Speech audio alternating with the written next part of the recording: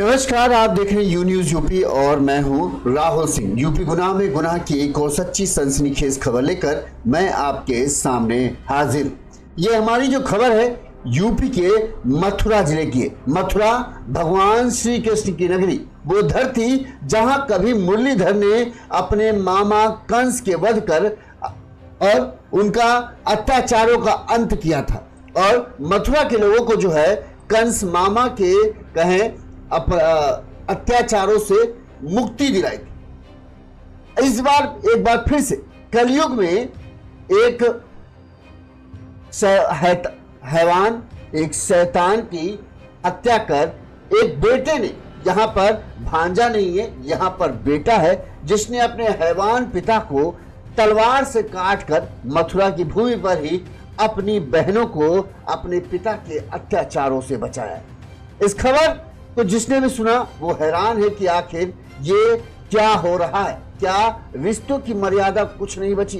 क्या आंखों का पानी मर गया है जो एक पिता इस कदर की हरकत कर सकता है? लेकिन जब आप पूरी खबर सुनेंगे तो आप भी कहेंगे सच में मथुरा की नगरी में, जो मथुरा जिले में ये जो हुआ है वो कुछ भगवान श्री कृष्ण की याद दिला देने वाला है, जहां पर भगवान कृष्ण ने कंस के अत्याचारों के अंत के लिए उसकी हत्या की थी।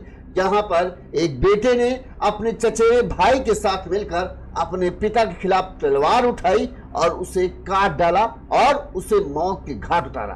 और इस सब की वजह थी वो अपने बहनों को अपने पिता की बुरी नीयत से बचाना चाहता था। इस मामले में पुलिस ने दोनों भाइयों को गिरफ्तार कर लिया है, उनसे पूछताछ की जा रही है और तलवार और वो तमंचा जिससे उन्होंने पिता की हत्या की थी उसे भी पुलिस ने जब्त कर लिया है। ये पूरा मामला है मथुरा जिले के कोशीकला थाना क्षेत्र के गोपाल बाग एरिया का, जहां पर ये दिल दहला देने वाला हत्याकांड हुआ। इस हत्याकांड के बारे में जब जिसे भी पता चल रहा है वो तो शर्मसार हुआ जा रहा है कि क्या हो रहा है और हमारा समाज किधर जा रहा है। क्या कोई बाप अपनी ही दो छोटी मासूम बच्चियों पर बुरी नजर रख सकता है? और इतनी बुरी नजर कि एक बेटे को जो सबसे छोटा है उसे अपनी बहनों की लाज बचाने के लिए अपने पिता को ही गोली मारकर मौत के घाट उतारना पड़ता है और तलवार से भी मारता है। दो भाई मिलकर, एक चचेरा भाई यानी बुआ का लड़का था और एक सगा बेटा, जिन दोनों ने मिलकर अपने पिता के पापों का अंत करने के लिए हथियार उठाए और आखिरकार उन्होंने हथियार तभी रखे जब उन्होंने अपने हैवान पिता का अंत कर दिया। इसके बाद बेटा बोला मेरा पिता हैवान था और उसे मारना जरूरी था, मेरे पास कोई और चारा नहीं बचा था। इस घटना के बारे में हम आपको विस्तार से बताएं। सबसे पहले हम चाहते हैं कि आप उन दो बहनों के मुंह से सुने कि आखिर ये पिता क्यों हम इसको कह रहे हैं ये हैवान था। सुनिए दोनों बहनों ने क्या कहा इस पर। हमारे पापा हमारे साथ तो इसलिए हम यहाँ पे आ गए। तो हम यहाँ 20 तारीख को आए। वो हमको कहाँ से आए थे? दीघ से। दीघ बांदा। कितने सालों से करते थे?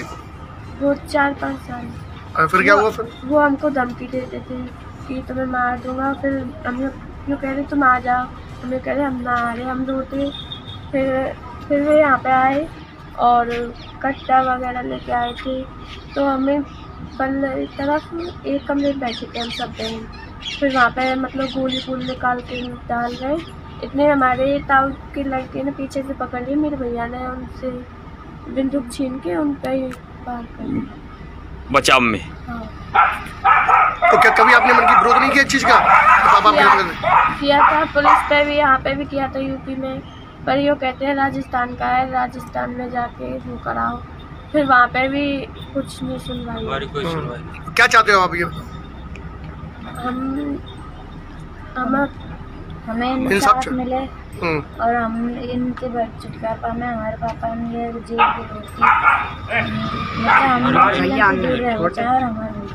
ठीक ठीक। अब बोलो। हमारे भाई को छुड़वा दो इससे। भाई निर्दोष है। हाँ। बहनों की जुबानी आपने सुन लिया कि आखिर उनके भाई ने हथियार क्यों उठाया और अपने ही सगे बाप को क्यों मौत की घाट उतार दिया। सब कुछ अब हम सिलसिलेवार तरीके से बताते हैं तब कि पूरी खबर जो है आईने की तरह आपके सामने साफ हो जाए और आप देख सके कि कितना घोर कलयुग आ गया है, जहां पर पिता जो अपने ही जिसका खून है, जिनकी बेटियां जो हैं उनकी रगों में उसका खून बह रहा है, अपनी बेटियों की अस्मत की रक्षा करने की जिम्मेदारी जिस पिता के सर पर हो, वो पिता ही हैवान बन जाता है और अपनी बेटियों के साथ कहें कोई मान मर्यादा का लिहाज नहीं रखता और उन पर ही बुरी नजर रखता था। इसी तरह से जो भाई है वो अपनी बहनों को अपने पिता के चंगुल से बचा कर लाया था और आखिरकार पिता कहे हैवानियत उसकी ऐसी है कि एक बार फिर से वो अपनी जो बेटियों को है अपने चंगुल में दबोचने के लिए यूपी के मथुरा जिला आ गया। लेकिन शायद वो ये भूल गया था ये मथुरा की जन्मभूमि है जहां पर कंस जैसे महापापी का भी अंत हुआ था, तो वो तो कुछ भी नहीं था और यहां पर उसका भी अंत हो गया। चलिए पूरी खबर हम आपको विस्तार से बताते ताकि सब कुछ आपको समझ आए। ये खबर जो है शुरू होती है राजस्थान से।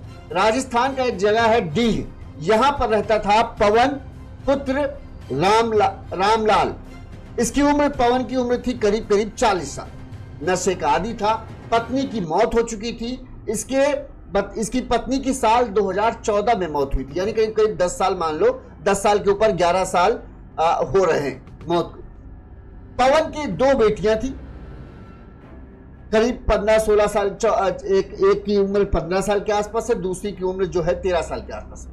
वहीं एक बेटा है जिसकी उम्र जो है वो भी 15-16 साल के आसपास ही है, एक थोड़ा सा कहें बीच में है, ठीक है। 3 बच्चे थे। पत्नी की मौत को 10 साल हो चुके थे। 40 साल का पवन था। अपने इस उम्र में कहते हैं आदमी अपनी बेटियों के, अपने बच्चों के लिए जीना शुरू कर देता है, उनकी जिम्मेदारियां उठाता है कि बेटियां बड़ी हो रही हैं, अब उनकी शादी करना है, लिहाजा उनके लिए धन जोड़ना है।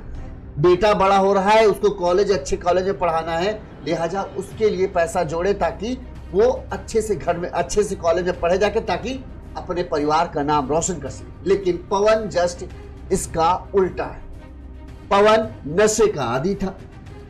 परिवार में अपनी ना 2 बेटियों की उसकी कदर थी, ना बेटे की कदर थी। यहां तक कि पत्नी की मौत के बारे में भी लोग जो है संदेह जताते हैं कि पत्नी की मौत भी पवन ने इंश्योरेंस के पैसे के लिए की थी और उसकी जो मौत है वो संदेहास्पद है। ठीक, तो पवन का आप नेचर समझ सके।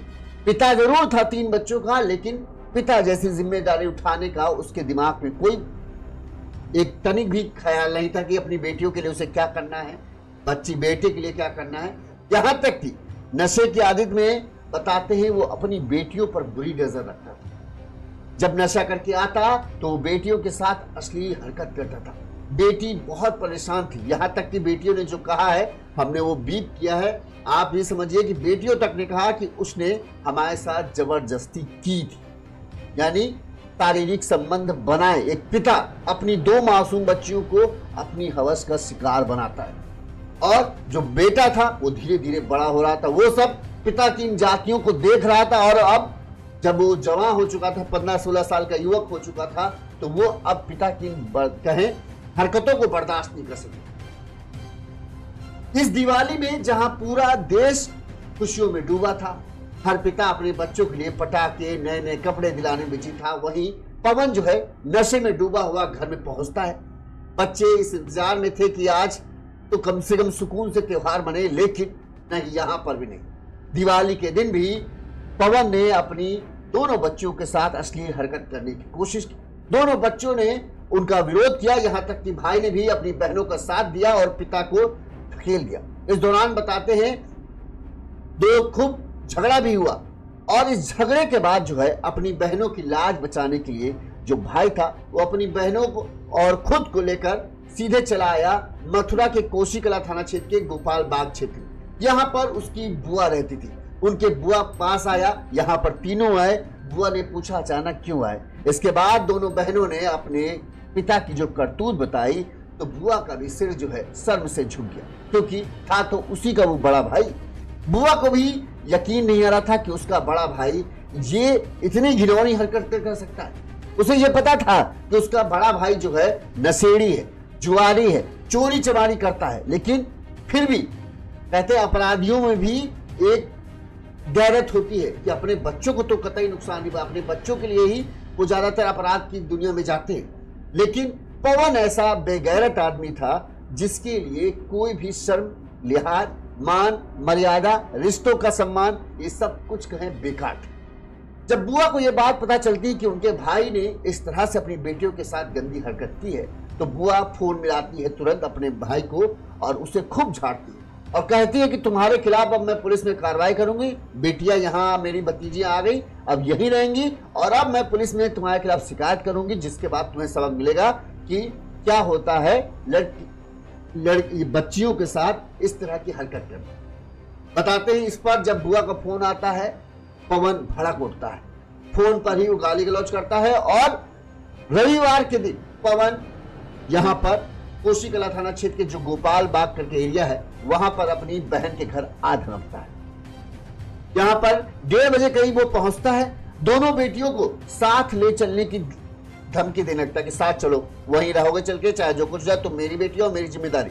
बुआ इस पर अड़ जाती है कि नहीं, बेटियां नहीं जाएंगी। बेटी भी कहती है हम नहीं जाएंगे तुम्हारे साथ, तुम्हारी जो हरकतें हैं, तुम्हारे साथ भला कौन रहना चाहेगा। लेकिन पवन गाली गलौज अपनी बुआ के साथ, बहन के साथ करने लगा। इस दौरान जो दोनों बेटियां हैं वो बुआ के साथ थी और वहीं जो बुआ का लड़का था और जो पवन का लड़का था जो 15-16 साल, वो दोनों भी अब एक साथ कहें सबने मिलकर पवन को खरी खोटी सुनानी शुरू कर दी।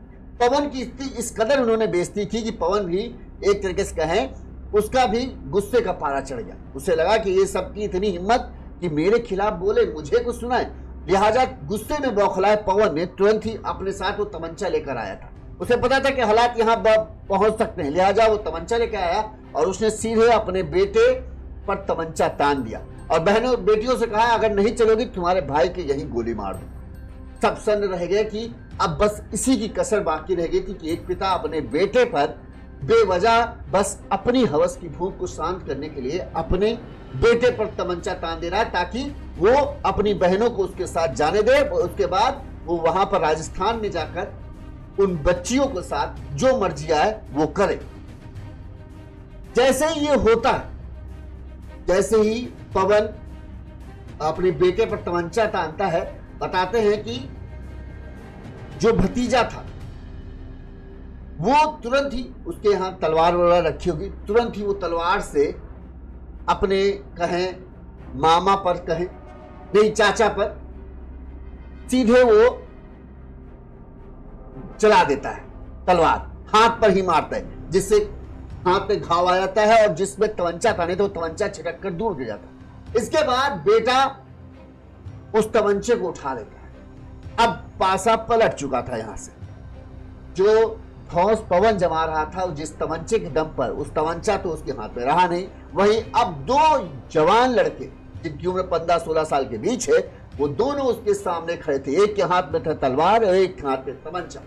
इससे पहले पवन फिर से धमकी देने की कोशिश करता, बेटे ने सीधे अपने पिता के सीने पर गोली दाग दी। गोली लगते ही पवन वहीं गिर गया। इसके बाद बताते हैं भतीजे ने भी तलवार से वार किए और बेटे ने भी गोली चलाई और तब तक ये सब होता रहा जब तक पवन की सांसों की डोर हमेशा के लिए टूटे। ये सब चीख चिल्लाहट की जो था वो पूरा मोहल्ला सुन रहा था। हर कोई हैरान था कि आखिर एक बाप को बेटा, भतीजा और जो बहनें हैं, बेटियां हैं, वो क्यों गरिया रही, क्यों है। लेकिन जब पूरे मोहल्ले को ये बात पता चलता है कि ऐसा ऐसा ये हैवान बाप इस तरह का था, तो हर कोई कहता बहुत सही किया, बहुत सही किया।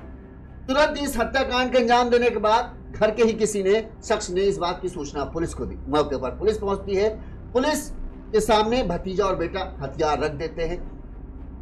पुलिस हथियारों को कब्जे में लेती है। इसके बाद दोनों बेटे और भतीजे को लेकर हिरासत में ले जाती है। बेटियां भी पीछे पीछे पुलिस के साथ पहुंचती हैं। यहाँ पर पुलिस पूछती है बेटे से कि आखिर तुमने अपने बाप को क्यों मार डाला। इस पर बेटा कहता है कि मेरा बाप नहीं हैवान था और उसका अंत बहुत जरूरी था, नहीं तो वो हमको मार देता। इसके बाद बेटा दुखी मन से सब कुछ पूरी घटना सिलसिलेवार तरीके से बताता है कि किस तरह से हम लोग राजस्थान में रहते थे, वहां पिता ने हमारा जीना मुहाल कर रखा था, किस तरह से वो हमको टॉर्चर करता था, हमारी बहनों को उसका कहें बच बच के बहनें घर में बहनें अपने आप को सुरक्षित नहीं महसूस करती थी क्योंकि उसकी गंदी नजर बहनों पर रहती थी। नशे में होकर आता था तो बहनों के साथ अश्लील हरकत करता था। हम जानते थे हमारा पिता है, कुछ चाह कर अपने आप को किसी तरह से रोक लेते थे, लेकिन कब तक रोकते? आखिरकार एक सीमा होती है और जब वो सीमा पार हो गई तो फिर मेरे पास अब कोई चारा नहीं बचा था। यही था कि अब इस पापी का अंत होना बहुत जरूरी है। लिहाजा इसी वजह से मैंने अपने पिता को गोली मारी। वहीं भतीजे ने भी कहा, जो यहाँ पर उस आए थे सबको धमकी दे रहे, तमंचा तान दिया था। हमने अपने बचाव में इस तरह से हमला किया जिसमें उसकी मौत हो गई। इस मामले में जो बुआ हैं उन्होंने क्या कहा वो भी हम आपको, बुआ हैं या पड़ोसी हैं अब ये कंफर्म नहीं हो पा रहा, लेकिन जो है उन्हीं के आसपास है, बहुत अच्छी तरीके से जानती है। उन्होंने सीधे सीधे आरोप लगाए कि ये पवन जो है बहुत ही खराब आदमी था, जुआ जफाड़ी दुनिया भर के दंड फंद के काम करता था, फिर भी ठीक था। लेकिन जब हमें यह पता चला कि उसने अपनी बेटियों के साथ इस तरह के काम किए हैं, तब फिर कहें बर्दाश्त नहीं हो रहा है। बहुत ही घिनौना आदमी था। यहां तक कि उन्होंने सीधे सीधे पत्नी की, जो 2014 में जिस पत्नी की मौत हुई थी, उस पत्नी की मौत का अभी आरोप पवन के ऊपर लगाया। उनका कहना था कि एक योजना के तहत शायद 10 लाख का बीमा जो था वो पवन की पत्नी का था और उस पैसे को पाने के लिए ही उसने बड़ी चालाकी से अपनी पत्नी को मार डाला। सुनिए क्या कहा उन्होंने।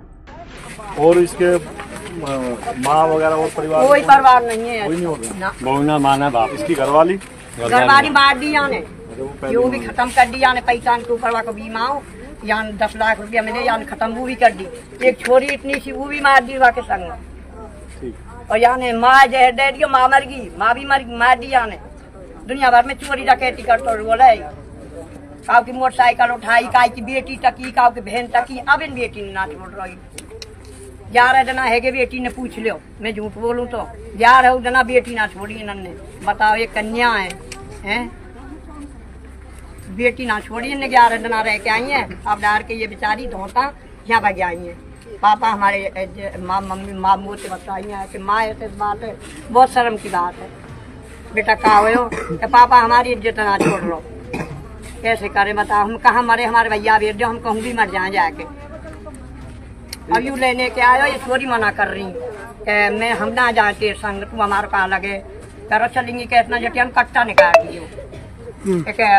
कहा अब तुम चलेंगी कैसना जट, हमारे नाती ने आके पीछे तो कौड़ी भर के जट जाके छोड़ा जट कट्टा लूट लियो, जाई में दे दियो।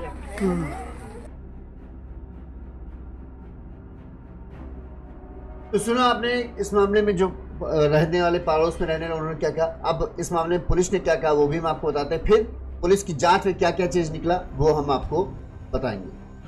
आज थाना कोसी कला के गोपालबाग चौकी के अंतर्गत एक सूचना प्राप्त हुई कि एक व्यक्ति की हत्या कर दी गई है। थाना इलाका पुलिस के द्वारा और चौकी के द्वारा भी मौका मुआयना किया गया तथा फील्ड यूनिट के द्वारा भी। इसमें प्रथम दृष्टया शव को देखने से जिस प्रतीत होता है धारदार हथियार से एक व्यक्ति की हत्या कर दी गई है, और जिसके पश्चात शव को वास्तविक पोस्टमार्टम भिजवा दिया गया है।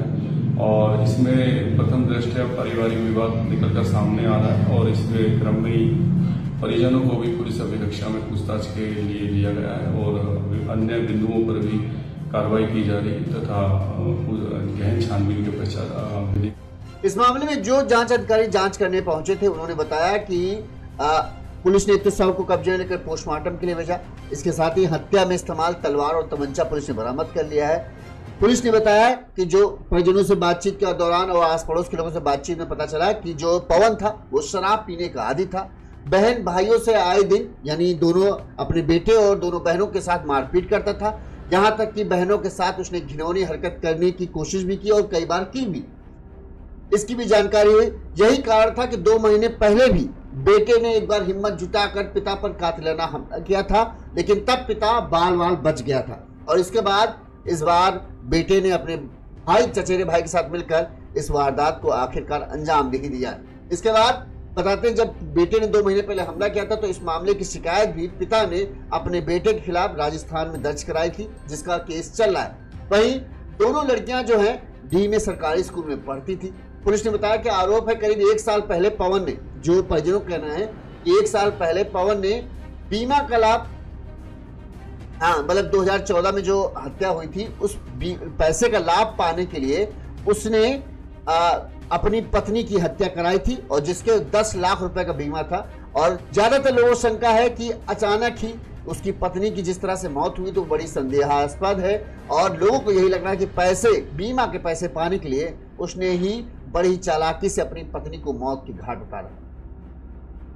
पुलिस की जांच में यह भी पता चला है पिता जो है पिछले कई सालों से बेटियों के साथ करीब 4-5 सालों से घिनौनी हरकत कर रहा था।